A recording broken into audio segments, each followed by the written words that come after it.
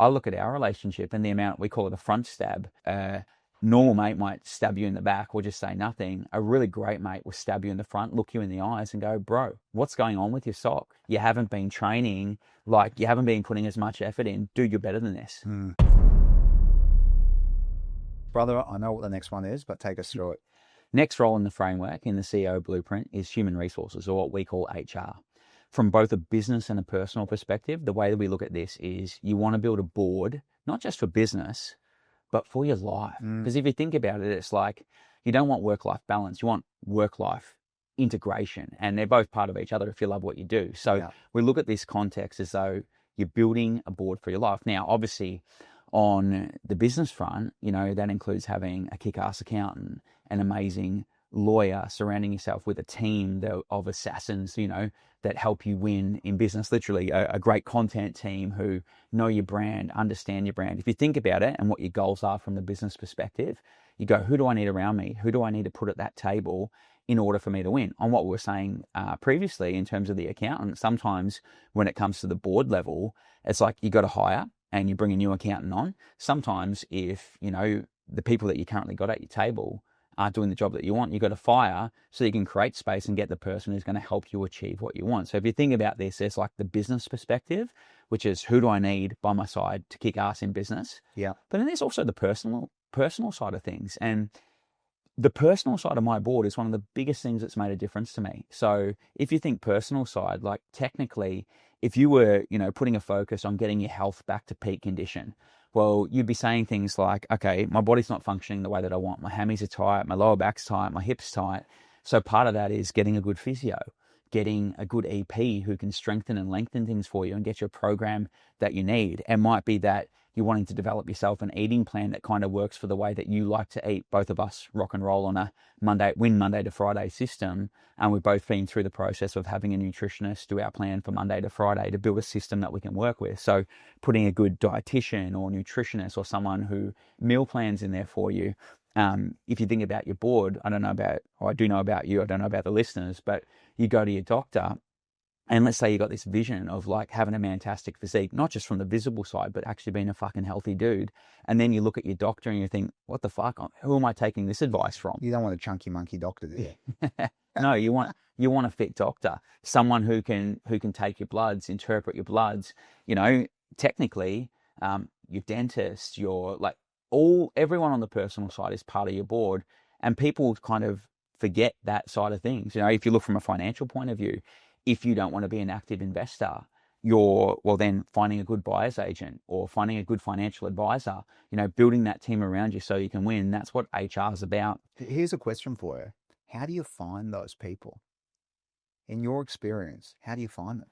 The only way that we've been able to find them is through recommendation. 100%. Like that's the biggest part, which links me to the next bit. There's board in HR, but there's also brotherhood. Who shares the recommendations. Yeah. And essentially, if you think of board should be people with been there, done that experience. They've been up the mountain, you know, they know where to dodge the landmines, the gaps, the parts you've got to jump over.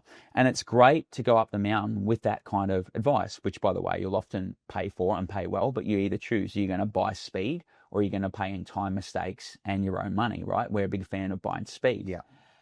The other part, though, is if you just go up the mountain with a board, the thing is that the journey can be quite lonely. Yeah. And it's not as enjoyable. And I think some people, they have a destination focus and they forget to enjoy the journey. One of the parts that makes the journey really enjoyable is when you've got a brotherhood around you. And a brotherhood who are on that journey experiencing it. I guess the difference between board is sometimes board can forget, you know, what it was like when they were at your place.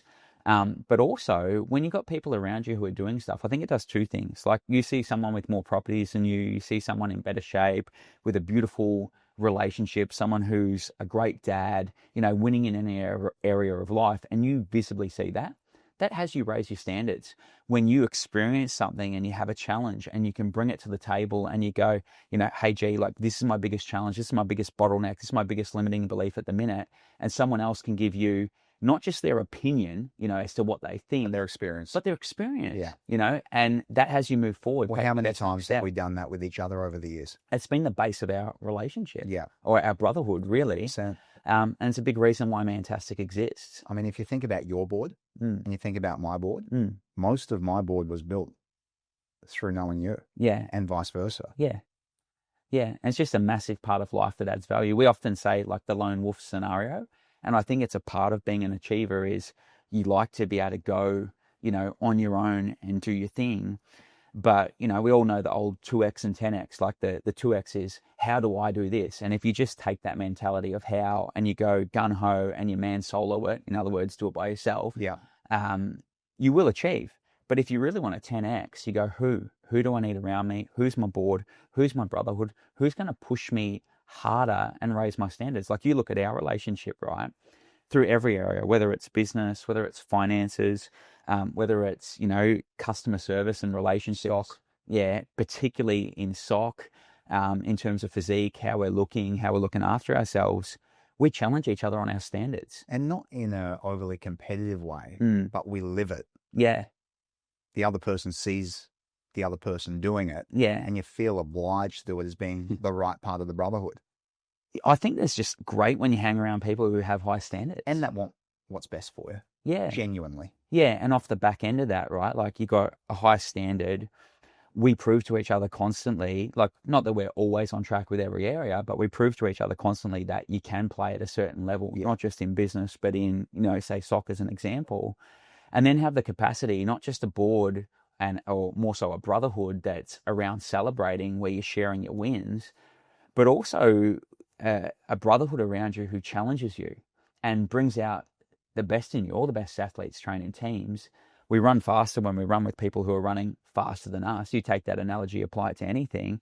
I look at our relationship and the amount, we call it a front stab, where, a normal mate might stab you in the back or just say nothing. A really great mate will stab you in the front, look you in the eyes and go, bro, what's going on with your sock? You haven't been skipping any meals. You haven't been training, like you haven't been putting as much effort in. Dude, you're better than this. And that front stab analogy, whether that's got to do in business with marketing and sales, whether that's got to do with the way you're delivering, how good of a son you're being, how good of a partner you're being, your sock, what you're investing in, or just your fucking behavior. If you've got a little bit off track, maybe a little bit festive, drinking too much, whatever it might be. Yeah. That's what a good brotherhood will do. It tell you what you need to hear. It's to a point now with our front stabs with each other. It doesn't even feel like that. No. Because it's so conversational, because that's what our relationship is based on. Yeah. Yeah. You talk about lone wolves, and I would say, based on the people who come and inquire and join, get accepted to be a part of Mantastic, the number one thing guys say is it's such a lonely journey. And the way that we put it is it's almost like all of these individual lone wolves have been doing their thing. They come to Mantastic around other lone wolves, and then what's created is like a lone wolf pack with other people who get it. Yeah. And I think there's two parts to that, right? Like if you look at a lone wolf, you go, where do I share my wins?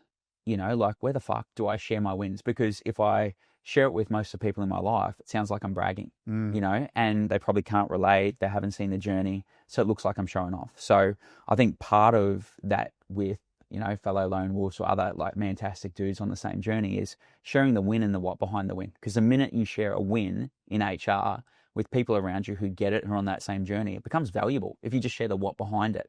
The other part, right, is challenges. Like think about our conversations. How many times have we got stuck? Business, personally, whatever. There's a bottleneck, there's a challenge, and typically if you don't have a bottleneck or a challenge, you're not pushing yourself hard enough. So there's a bottleneck, there's a challenge. And then immediately you can throw it to a group of peers to get their perspective, sometimes experience, sometimes opinion, who's been through this, and you can get unstuck like that. And I've just watched time and time again in our brotherhood, something drop in the WhatsApp chats, and 60 minutes later, sometimes 60 seconds later, there's a solution. We haven't even seen it. Yeah, we haven't even seen it. Hasn't even got to us. There's a solution. Someone's executed on it.